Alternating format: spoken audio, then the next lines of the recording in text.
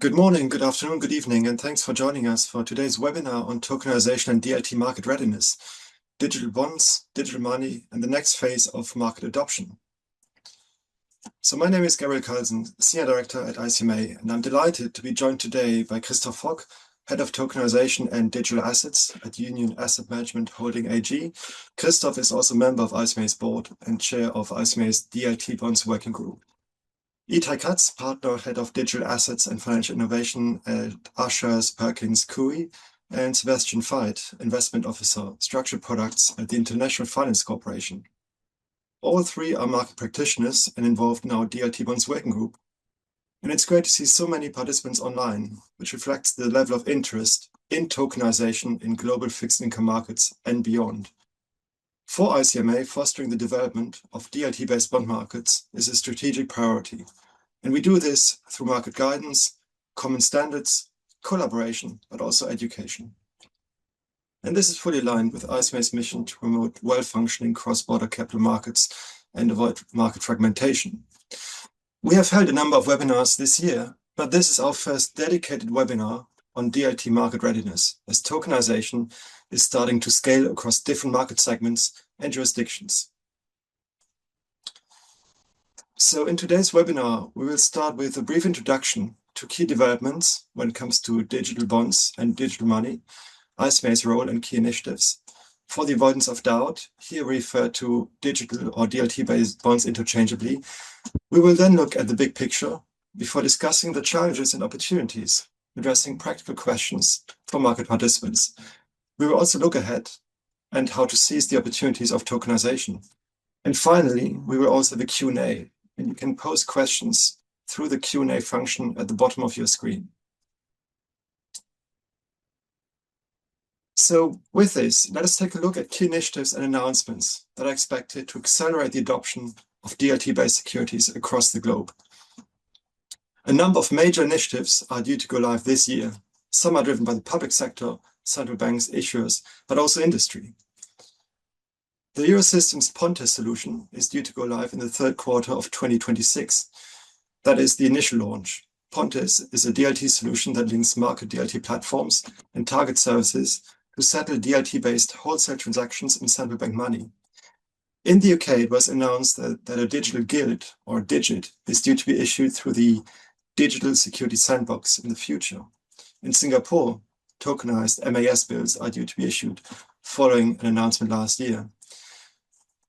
But also a number of market infrastructures, notably in the US, are due to go live with a tokenization offering. DTCC Tokenization Service in July 2026, with the launch of the service planned for October 2026. Other exchanges and market infrastructures have equally announced plans, such as Nasdaq and New York Stock Exchange. Others have been live for a few years already, such as Euroclear's DFMI since 2023, and more recently, Clearstream's D7 DLT. There are other ongoing projects and pilots in Brazil, but also Australia, Asia Pacific, and multiple initiatives in Europe. SWIFT have equally launched a blockchain-based shared ledger and a digital asset standards platform. At the same time, it is equally important not to forget that in certain market segments, DLT and tokenization are live and business as usual.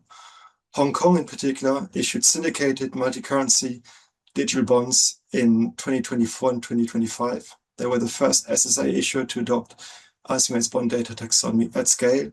And in repo and collateral markets, a number of platforms such as Kinexys, Broadridge, and HKLAX have been live for a few years already, facilitating intraday securities financing.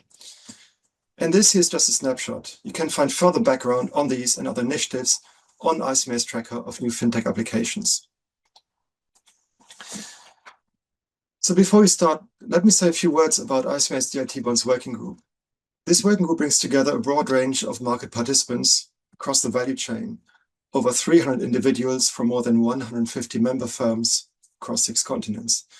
It was set up over 4 years ago and plays a critical role in fostering the development of digital bond markets. And it has benefited from the expertise of market practitioners who have been involved in major DLT-based issuances and tokenization initiatives globally. So here are the key guidance and deliverables produced by the working group. in particular the DLT Bonds Reference Guide, which addresses key considerations for issuers, investors, banks, and services providers. For example, what is the role of DLT in the issuance? What is the nature of the DLT network or platform? But also disclosure aspects, custody, and portfolio management, and many more. We also reviewed the prospectuses and similar legal documentation of DLT bonds and published an analysis of risk factors and disclosure. And initially, we produced a set of FAQs, specifically on DLT and blockchain in bond markets. Now, collaboration with regulators and market stakeholders is a critical part of our mission. We have been working with the Monetary Authority of Singapore since 2024 on Project Guardian. The objective of Project Guardian is to enhance liquidity and efficiency of financial markets through asset tokenization standards. And we were appointed in early 2025 to lead the fixed income workstream and publish 2 reports, a DVP settlement guide for DLT-based debt securities, as well as lessons learned from custody arrangements for DLT-based debt securities. We continue to chair the workstream this year. In addition to collaboration market guidance, an important focus for ICMA is promoting common standards. Here, the bond data taxonomy is a key initiative. And the BDT is essentially a common language to describe a debt security and its features in a standardized and machine-readable format. And importantly, it's designed both for DLT-based securities as well as traditional bonds. And it's a result of a collective effort. First launched in 2023, we released version 2.0 in April this year. The latest release of the BDT reflects growing market uptake across the spectrum, both for conventional debt securities as well as for DLT-based or digital bonds. And of particular relevance here is when we look at the government of Hong Kong, who are the first SSA issuer to adopt the BDT, as alluded to earlier, in what are the largest digital bond issuances to date. Banks have adopted the BDT. Earlier this year, DZ Bank and KfW completed a pilot transaction using the bond data taxonomy and smart contracts, and SWIFT have embedded the BDT into their digital asset standards platform. In parallel, we continue to collaborate with SWIFT to integrate the BDT into ISO 20022. There are many more implementations for traditional bonds. Here for reference, and more information is available on our website, including a recent webinar. So last but not least, we in our legal department, published 2 annexes to the Global Master Repurchase Agreement in collaboration with member firms to facilitate the use of tokenized securities and collateral, notably for intraday repo. The Digital Bonds Annex, which was published in April, caters specifically to the use of native digital bonds. So with this, we will first take a step back and look at why tokenization. What's the big picture? And I'm pleased to hand over to Christoph Hock. Gabriel, many thanks for having me here, and hello to all from my side. As you were rightly saying, so when looking at tokenization, it's important to get the very big picture right. It's important to look from a bottom-up perspective, looking at issuance, for example, of tokenized bonds, looking at custody, looking at secondary market trading, looking at collateral management. But to start with, I think it's really important to get the big picture right. And what are the key messages from my personal perspective? Looking at tokenization, it's not technology for the sake of technology, but it's creating user convenience, it's creating new user experience.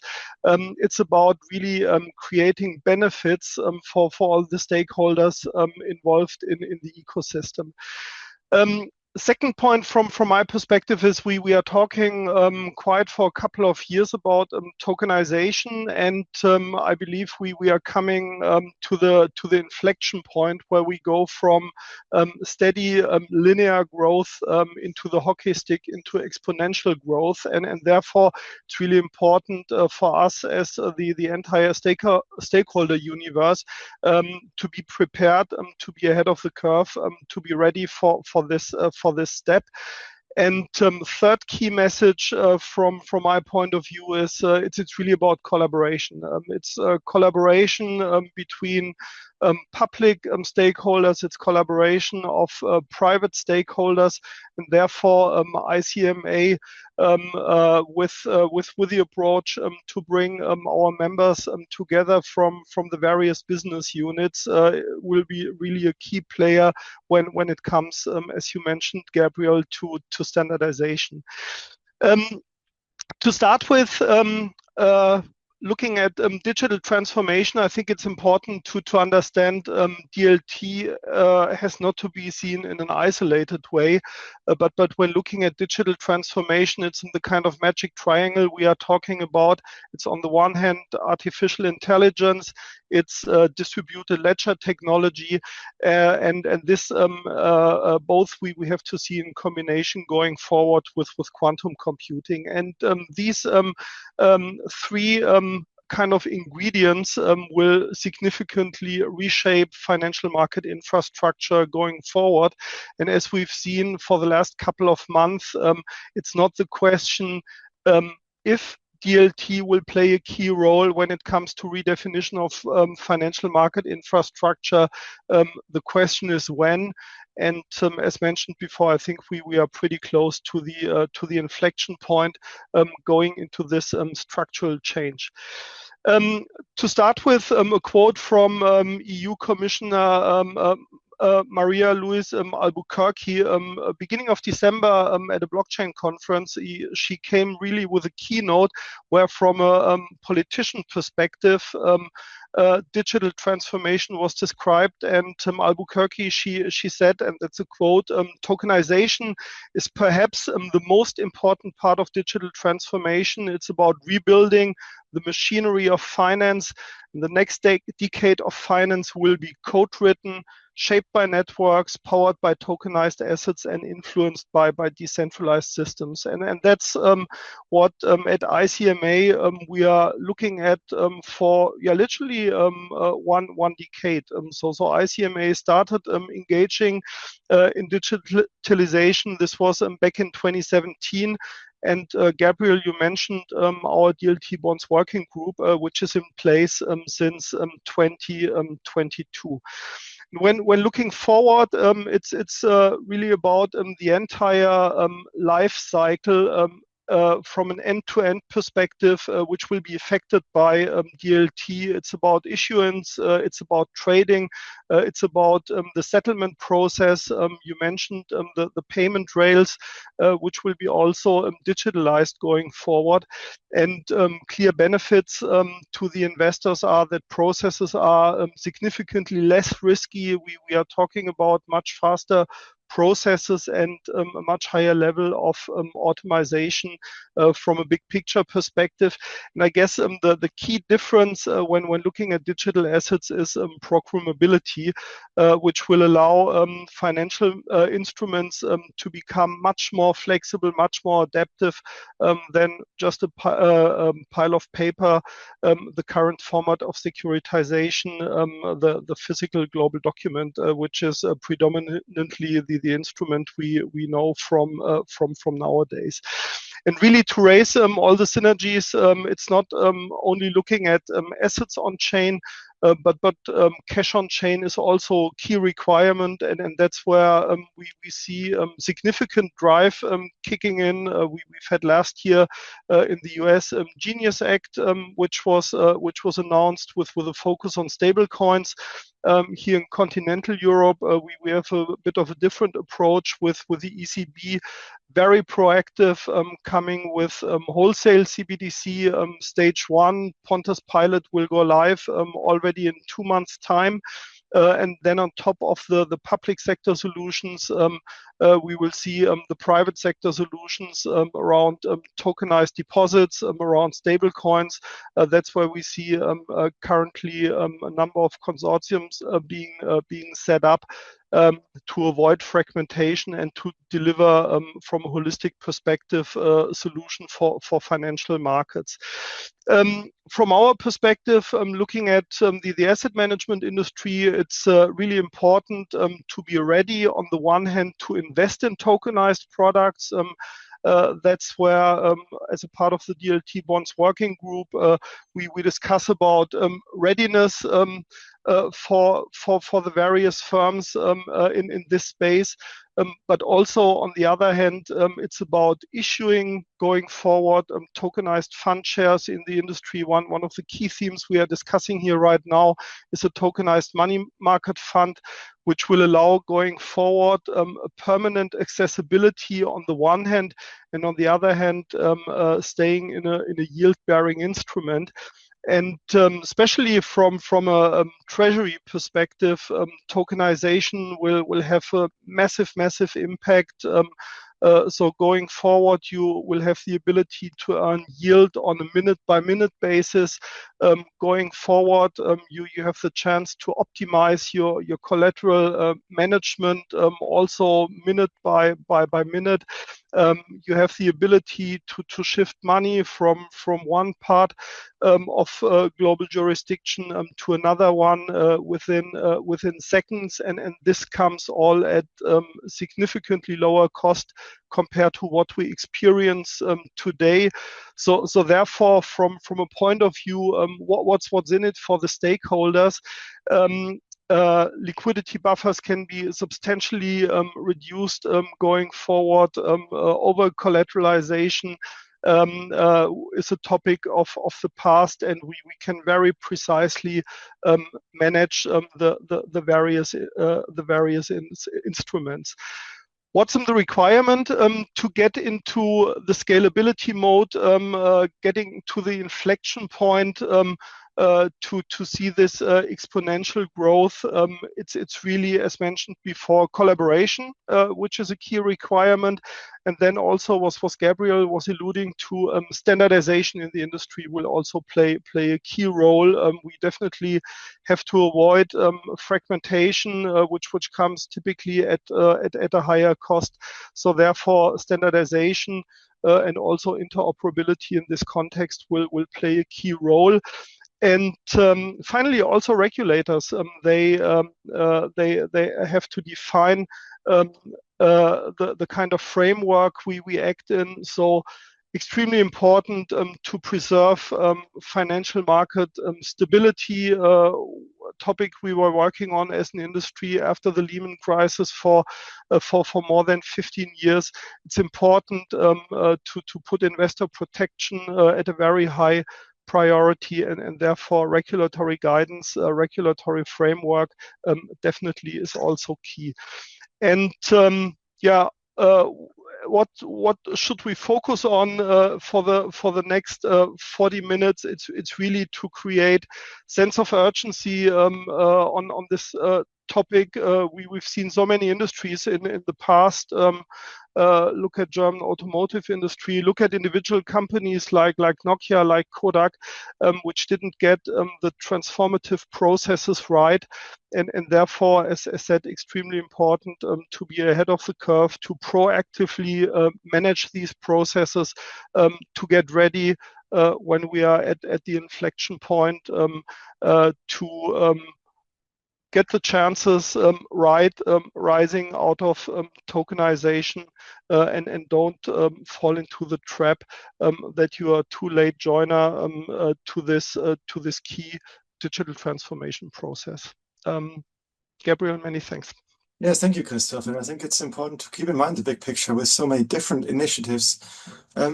Sebastian, from your perspective, what have been your touch points with DLT and tokenization so far? And what do you see as current challenges when it comes to the wide adoption of DLT-based bonds, but also tokenized securities more broadly?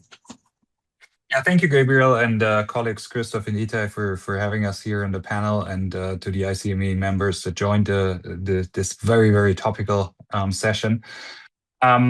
Look, from our perspective, we've had a couple of initial pilots in the tokenized bonds in the DLT-based bond space. We are looking at different applications across the digital asset ecosystem, which includes securitization structures on the back of DLT, for example. Our experience so far, and again, this has to come with a perspective on emerging markets, mostly as we are a development finance institution, focus on those. with the lens of an emerging market investor, I think the points that Christoph had highlighted are spot on. They're probably amplified in our context to a degree much larger than it is in the more developed capital markets in Europe or Asia or North America. But when it comes to structural gaps, I think the point about digital cash coming alongside a digital bond issuance is absolutely key, right? It's not a question about having one or the other. It only works if you have both. It only works to its full efficiency and to its full benefit if you have both elements in place. And that's an area that, especially again, when it comes to digital bonds, when it comes to accessing capital markets, when it comes to making use of the technology, we need to be very cautious and aware that there's a potential time lag in the development of both the technology and the cash lag on that side. I think Christoph, you came back to regulatory and legal aspects. Again, very topical. The IMF has just put out a blog, which was a very good read, which makes the point that policy choices will effectively determine whether tokenization strengthens or fragments the financial system. I think that is true. That is true in the markets we operate in, and this is true globally. Right now, I think, again, every cross-border digital transaction requires navigating a patchwork of national security laws, different definitions of legal ownership, finality, custody, etc. That's just another aspect to keep in mind, and is a challenge for the future to foster the adoption and to reach that inflection point that Christoph was talking about. Last but not least, I think the point I would like to make really is a critical mass is needed to really drive market adoption, market development to a transformative speed and stage. And this is both on the investor as well as on the issuer side. Many investors are interested in the topic, at least from what we see, but they're just operationally not ready yet, not fully ready. There's a lot to be learned. There's a lot to be in capacity we built. And similarly for the investor side across the emerging market ecosystem. So with that, back to you, Gabriel. Yes, thank you, Sebastian. Interesting perspective, especially through an emerging markets investor lens, where of course there's different, I guess, challenges, but in particular the point you made about digital cash indeed, I think is a very important one, and it's encouraging to see that this is moving forward and is expected to further drive the adoption of tokenization. You alluded to also legal and regulatory aspects when it comes to finality, custody, etc. Etay, when you look at the map and all the kind of proliferation of different initiatives, what comes to mind in terms of challenges, of kind of major challenges from a legal and regulatory perspective, and others that are perhaps not of the same order of magnitude? Sure. In terms of regulation, so we live in a world of fragmented regulation. That's not going to be news to anyone on the call. We've been in this world for 50, 60 years, and we keep iterating it and making it even more complex than the position we began from. There is, I think, an emerging consensus around the principles, the terminology. So we have improved over the last 5, 6 years very considerably globally as well, in terms of at least talking about the same terminology and the concepts and understanding what requires cross-border, or what is key, what is critical to the development of the DLT movement from a cross-border perspective. We're seeing more and more international projects, such as currency exchange through DLT among central banks, which is extremely important if we are to realize the true potential that is stored in the DLT movement. And what I mean by DLT movement, we kind of need to frame that it's basically a completely new phase in our existence where value is represented digitally in the most efficient, the most transparent, and the most secure way we could imagine. And so we are talking about digital securities, and we start from fixed income and we'll move into other equity and other types of money market funds. We are going to see this movement taking every known walk of life to us. And of course, cash leg given we're talking about representational value, is an absolute critical component, being the settlement opponent to every transaction that involves the transfer or change of ownership of an asset. So regulation is moving to more consistency, but if I'm being blunt, every region, every country is still using different terminology, making it very difficult for global projects to kick off, because it's just a little bit different in the definition, a little bit different in the regulatory threshold requirement, a little bit different or significantly different in what licensing you require. So if you do, and most people operating in this space do, want to roll out a global project to enable truly global reach of your technology, every country, unfortunately, offers a different story and a different story or adventure to actually realizing your dream.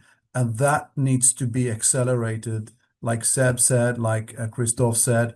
We're really at the level of maturity where regulation is moving a lot faster, but needs to be doubling down in pace, because we can't be in a world where progress in technology is bottlenecked through inconsistency in fundamental regulatory terminology.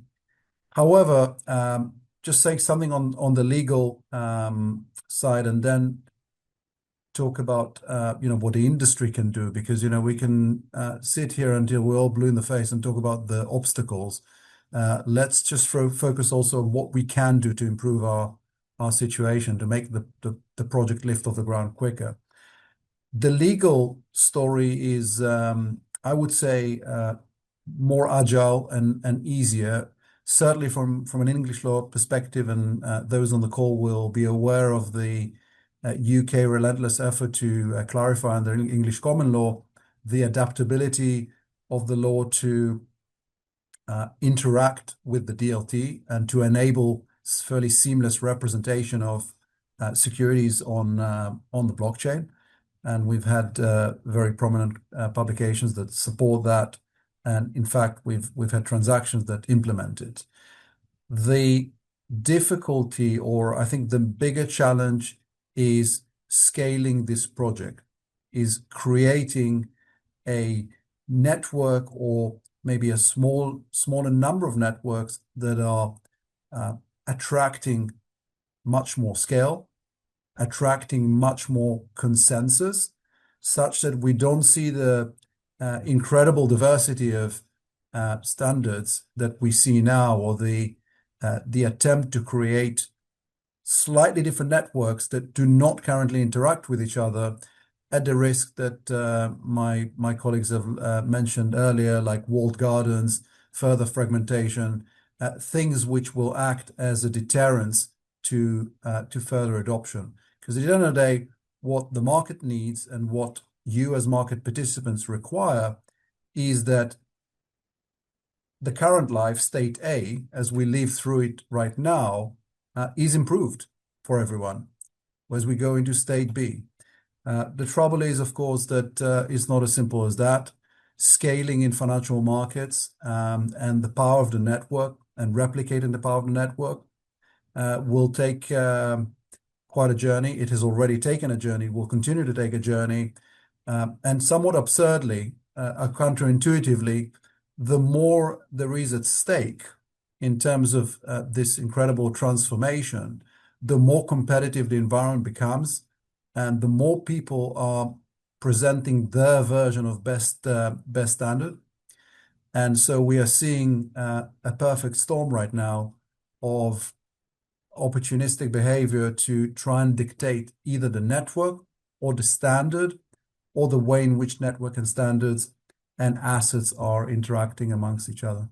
So hopefully that sort of gives a bit of a bearing, Gabriel, to where we are.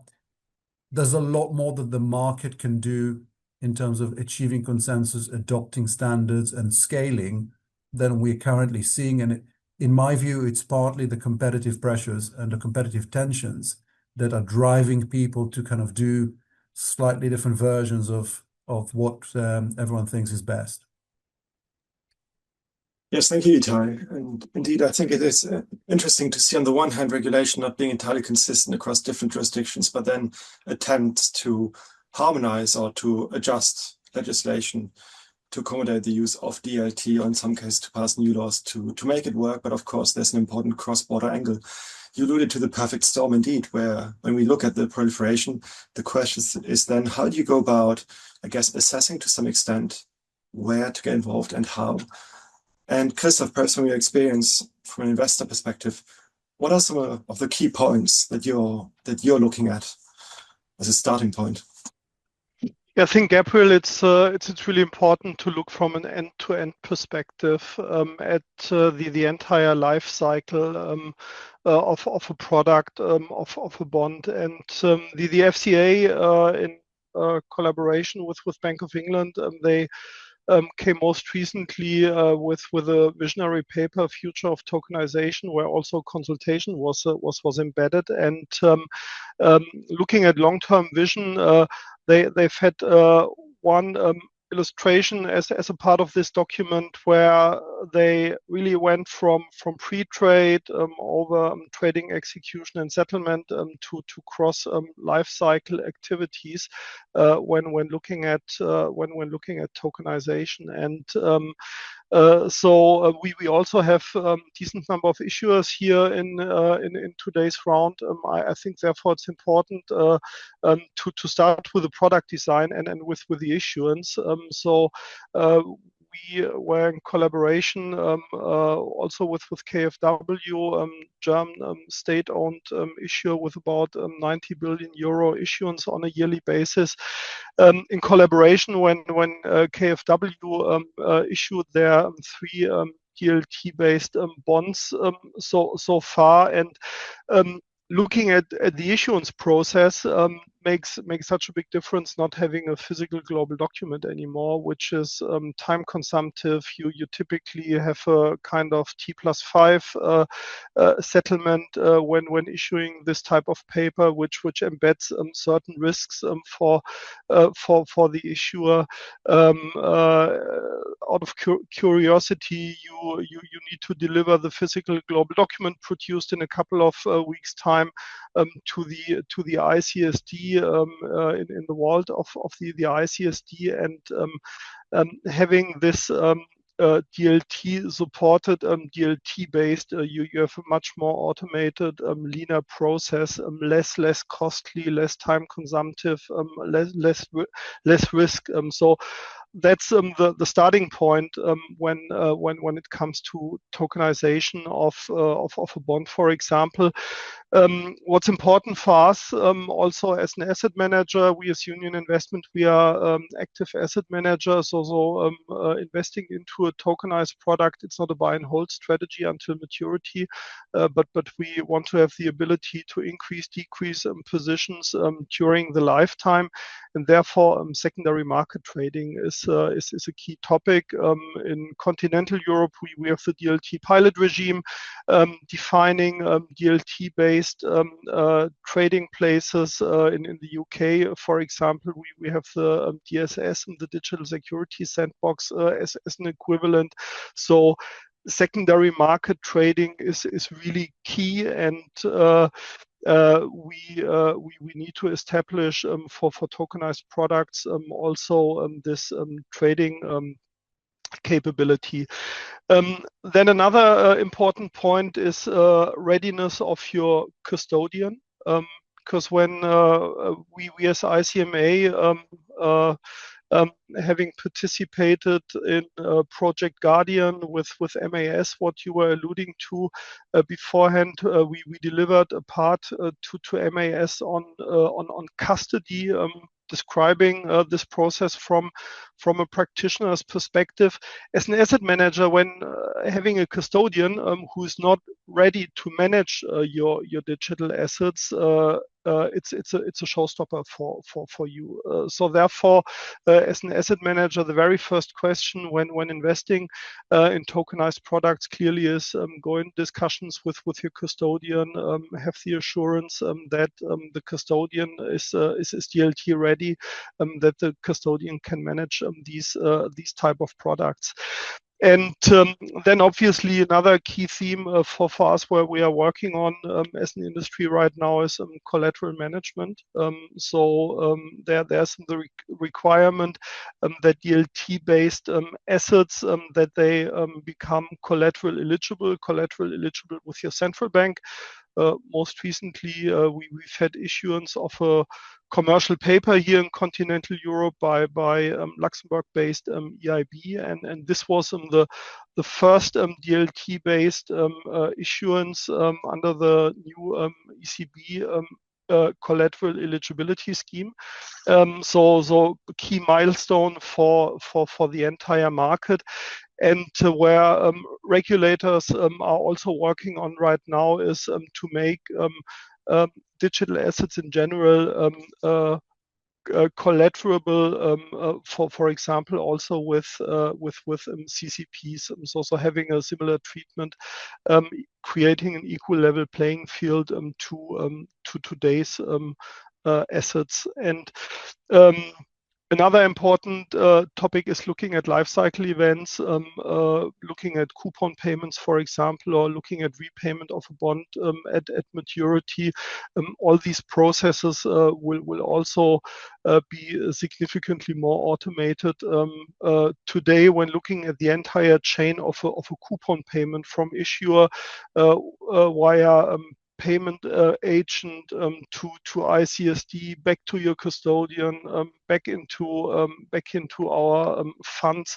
It's a quite lengthy, time-consuming, not really efficient process. And going forward, based on DLT, we can streamline these type of life cycle events. So smart contracts, they will play a key role.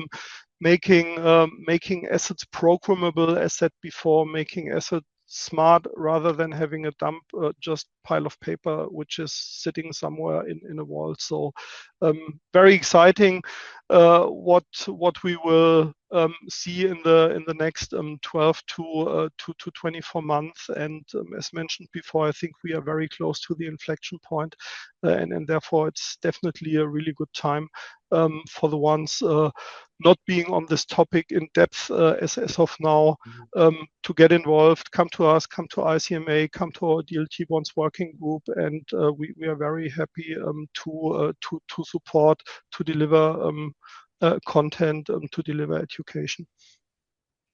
Thank you, Christoph. That's very helpful. And you've touched on a number of topics, I guess, how to get started. And reflecting on the one point you made about custody, I guess this being the first question sometimes can be quite, I guess, daunting and different to perhaps other types of instruments or asset classes, where the starting point is really to think, is my custodian actually able to hold that DLT-based security? And there are many other questions, I guess, which we also addressed in particular in the reference guide. But I guess from an investor perspective, with a kind of focus on emerging markets, Sebastian, what's your view on, I guess, on those aspects, and what are the lessons from your perspective, and how did you make it work, I guess, from all the transactions that you've been involved in? Thanks, Gabriel. Very good question. And not surprisingly, our view is not very different from what Christoph had outlined on many of those points. I would just provide a slightly different perspective when it comes to the importance or the ordering of those points. Custody is naturally a point that we think is structurally critical. It's foundational for the work we do in this space, and this goes beyond the custodian being able to take custody. It's about, again, coming back to our on-ledger records, definitive evidence of ownership. It's like foundational things like these, right? It's the settlement of the ledger. Does it achieve legal finality in the jurisdictions that we operate? And critically, also a point we should not forget, if something goes wrong, God forbid, our investor rights fully protected and fully enforceable. For the jurisdictions in which we operate, that is very topical, that is very relevant, and it's something to keep in mind. which is very different at times to what we have in the European and the North American context. Second, portfolio management, life cycle integration, end-to-end perspective on managing tokenized assets, managing tokenized products is something that I would also like to emphasize. It's to us, it's a topic of being operationally ready, end-to-end ready to process investments in that space. It goes along the lines of everything that Christoph had outlined. It's about valuing those assets, it's booking those assets, it's servicing those assets, it's the reporting component. I think we'll come back to that point in a little bit as well. And how you use them as collateral, how you make them effective as assets beyond a hold to maturity investment, but also to derive productive use of the tokenized instruments beyond that. Execution and secondary market liquidity, we are typically more on the buy to hold side of things, but where needed, of course, we would like to have the options to trade on secondary markets. And if we are honest, that universe is still relatively thin. Activity is in comparison at least relatively low. Investor participation or investor base is quite still narrow, I would say, and as a result of this, liquidity doesn't necessarily flow into the instrument yet. And then again, the good news is I think that it's not a structural problem, it's a scale problem. And once the scale comes, the liquidity comes, and all of those things will eventually go away. And this again links back to what Christoph had said about standardization. We firmly believe that standardization will allow liquidity to come into those assets, and standardization will allow for standardization of a range of contractual arrangements, of collateral arrangements, collateral use, common taxonomies, and like ICMA is promoting so very actively and very importantly. These are all key elements to help drive standardization, to help reach a more liquid and a more active integrated market. Okay, thank you. Indeed, I guess important considerations for DLT-based securities become tradable, and many different, I guess, moving parts for this than to happen at scale. Etay, again, kind of looking at it from a legal or regulatory lens, are there any areas of particular convergence or other that are easier to approach than others, or how would you approach, I guess, when you look at all these initiatives and reflecting on the feedback here, how would you approach that?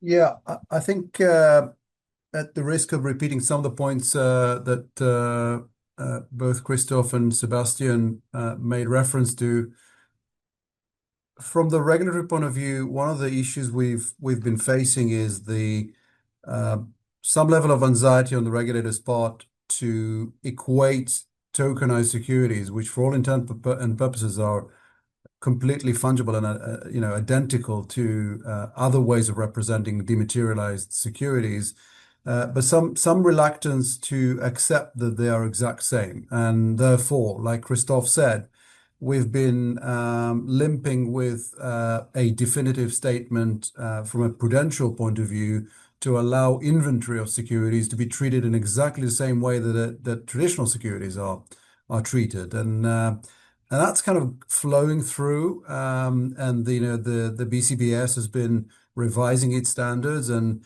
international consensus is emerging that the technological risk is not as scary as it was to begin with. And no matter what, if it's a private blockchain or a public blockchain, we can get to a degree of comfort that the integrity of the issuance remains very, very secure and very, very preserved.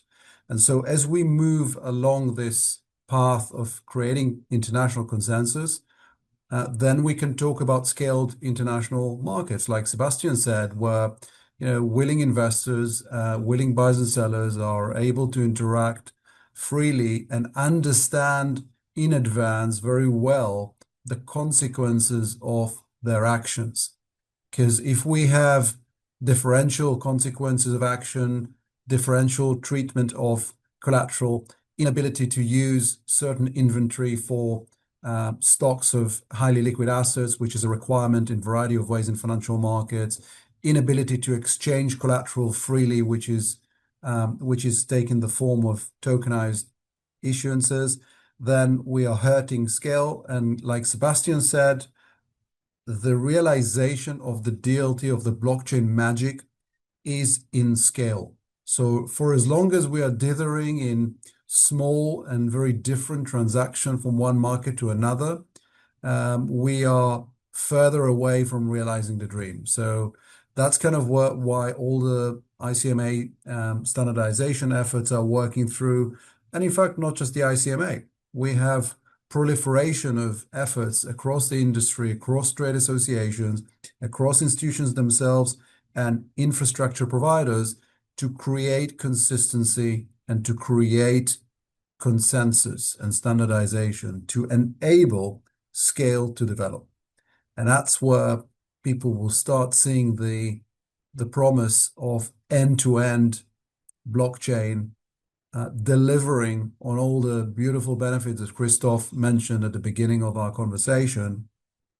And that's kind of where we're at. And regulators are sort of moving at a different pace in facilitating some of this recognition of prudential treatment, recognition of collateral mobility. That needs to, again, accelerate, like I said earlier, because that's hurting. That's hurting the business model. It's hurting the realization of scaled markets, which, as we know, need to function flawlessly with a high degree of certainty. Of course, the legal, of course, we need to know that the instrument is valid, but we are way beyond that point. We've had so many examples of tokenization taking a variety of ways and proving very, very resilient from a constitution point of view. We really are now looking to develop the scale and help the sort of the water to flow, basically, such that we are comfortably creating the scale. And also, a point that we neglect quite often is the bridge between the world that we are living through now and the world that will be. That bridge has to be solid, because we cannot allow the digital markets to develop without an inbuilt connectivity to the legacy markets. Because if the proposition to Christoph, for example, as an investor, is that he needs to have two operational front decks to deal with two sets of inventories that do not interact with each other, it's predictable what answer will follow. We're not going to do that. So that bridge is talked about not often enough. And of course, there are existing market infrastructure providers that are thinking very deeply about that. And in fact, they've introduced solutions to that. And I've done some transactions in Hong Kong where we've implemented that. And hopefully the transaction I'm helping the UK government to implement right now with Digit will follow the same path of connecting legacy and future markets. Indeed, very interesting. And I think it's encouraging to see that there is, at least on some levels, I guess, some consensus emerging on the importance, or perhaps, as you mentioned, the technology risks not being as significant as was perhaps initially assumed, and other aspects about the equivalent treatment, which again, I think many jurisdictions are attempts to put DLT-based securities and traditional securities on an equal footing. So I think many positive developments in that respect. Just look at some of the questions here that we have received in the chat, and I think one of them links to the points you made, Etay, so I might pass this one on to you, and I think there's also one for Sebastian and Christoph, incidentally. So there's a question here about the differences between things like definitions and other variables across different regulatory bodies and regions that make it a challenge for wide adoption. The question here is, would it be possible to provide examples of these differences? So an obvious difference would be definition of stablecoins. I mean, some stablecoins wish to become instruments of choice for settlement of wholesale market transactions. We can have a separate conversation of what the probability of that happening, but we don't even have consistency on what a stablecoin is. A stablecoin is a generic term. Each country has come with a very different regime, or different regime, if not very different, where the actual definition of what a stablecoin is ever so different in every country that you go to. And in the UK, there's a recent regime that's being introduced, and that looks at it differently. It considers systemic stablecoins and non-systemic stablecoins separately, regulated by different regulators and defined by reference to fairly loose criteria. In the US, we've got yet another look at stablecoins and the utilization. So it's not just the stablecoin, it's the anticipated utilization of the instrument in a way that, if, again, like I said earlier, if you are rolling a global project, you really have to dedicate quite a lot of thought in the design of the instrument as to how it falls within the features and the characteristics that would make it regulated or non-regulated, depending on which way you want to take it, systemic or non-systemic. So that lack of consistency at the moment is causing a lot of headaches.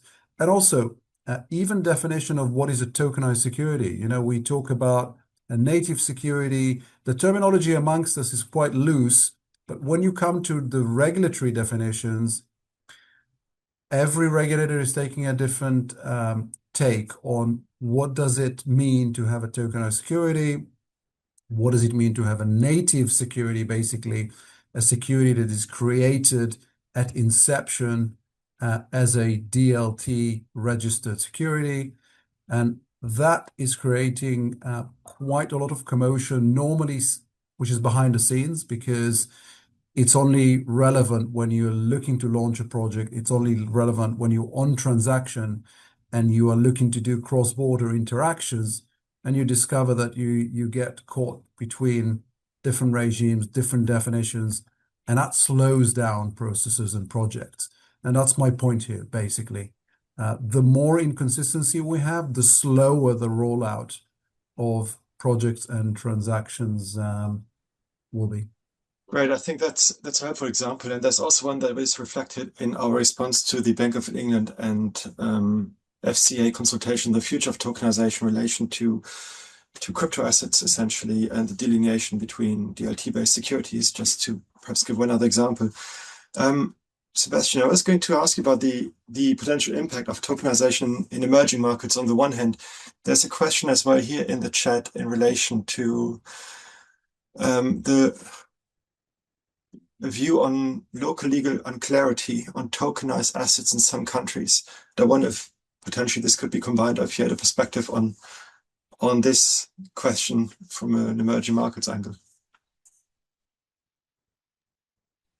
Thanks, Gabriel. I'll come back to the question in just in a little second, if you allow me. Just on emerging markets more broadly, and I thought that there was also a question about a potential digital divide emerging as we are many of those considerations we've discussed today are coming almost naturally from a more developed market perspective, or developed in more developed capital market ecosystems that are more liquid, that have more investor base, and so on and so forth. But with regards to an emerging market perspective, I think it's fair to say that some of the markets that we have are operating close to the frontier. I mean, there are examples of markets that are moving outside of sandbox regimes, or are moving outside of pilot regimes, and are trying to stay somewhat in lockstep with what is happening elsewhere on the planet. That said, however, there's other areas, other markets that are less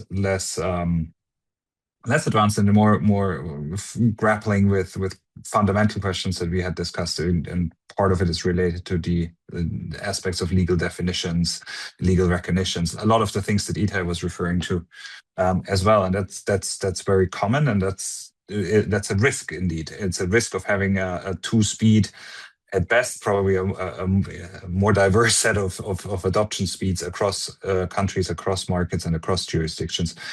And that poses both an opportunity and a risk in my mind from a developmental point of view. The opportunity to me is very, very clear.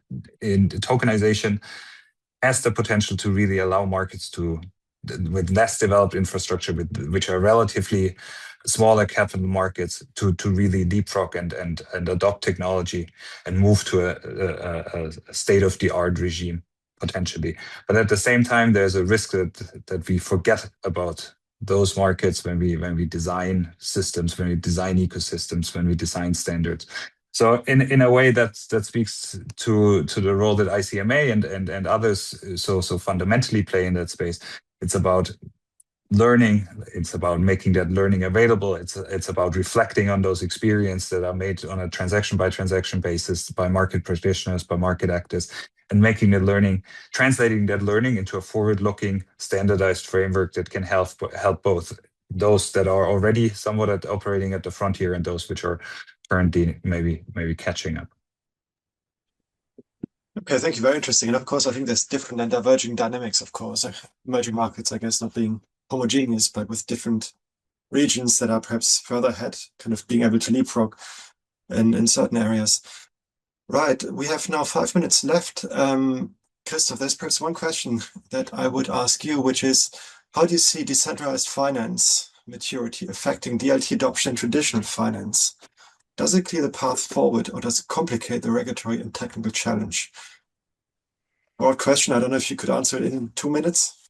Yeah, more than happy to do so. So what we were talking about right now is how to get traditional financial market instruments translated into the new digital finance world. Obviously, it's not just making a copy paste of existing infrastructure, but it's also about getting new offerings. I mentioned it beforehand. Albuquerque said the world will be more decentralized going forward. That's absolutely what DeFi is standing for. So DeFi, look at staking, for example, will deliver new opportunities for us in the market. We will have a new kind of financial market intermediaries coming up with new offerings. It's something as an asset manager we are looking at in depth, but on the other hand, also important to say we need a regulatory framework. And at the moment, it's an area where of interest, but we have to assure that we deliver investor protection, that we operate in a regulatory framework, and most of the DeFi stuff at the moment is unregulated area. That's why it's really important to see here in continental in Europe we have currently MiCA 2.0 consultation up and running, where topics like stablecoins are addressed, where the new regulatory framework for Europe is emphasized, and also DeFi is part of this consultation. And we are currently in discussions via ICMA, but also individually as an asset management industry with regulators to have a focus on this topic and to consider some of the DeFi parts getting into a regulated area, and then it's definitely something we would like to envisage. We would like to get involved with the very best investors' view at the end behind. So because we are there as an asset management industry to service our clients, to deliver best-in-class services to our clients. But as I said, we clearly need a robust framework and we need regulatory support. Right, thank you, Christoph. So with this, we're at time, and I would first of all like to thank my panelists here for the insightful discussion, a fascinating conversation from many different angles. What I would like to highlight by way of wrapping up is that what we've talked about today, so the market guidance, the publications, standards, and further resources are publicly available. So on ICMA's website. There's also latest research that touches on stablecoin, to the point, Etay, that you made just now. Stablecoin question, kind of the divergence. I think this delves partly into this, and also more recently a report on DLT and repo, the first part, which was published just a few weeks ago. In terms of working groups, as Christoph alluded to, members are more than welcome to join our working groups under the FinTech and Digitalisation banner. There's DLT bonds working group, bond data taxonomy, but also AI and capital markets working group, amongst others. But also, it's important to meet in person, and there's going to be opportunities to join the conversation in London on the 29th of September for our annual flagship event, but also then in Hong Kong during Hong Kong FinTech Week, and Singapore during the Singapore FinTech Festival. And additionally, there will also be regional events that are organized by ICMA's regional committees. With this, thank you very much for joining us today.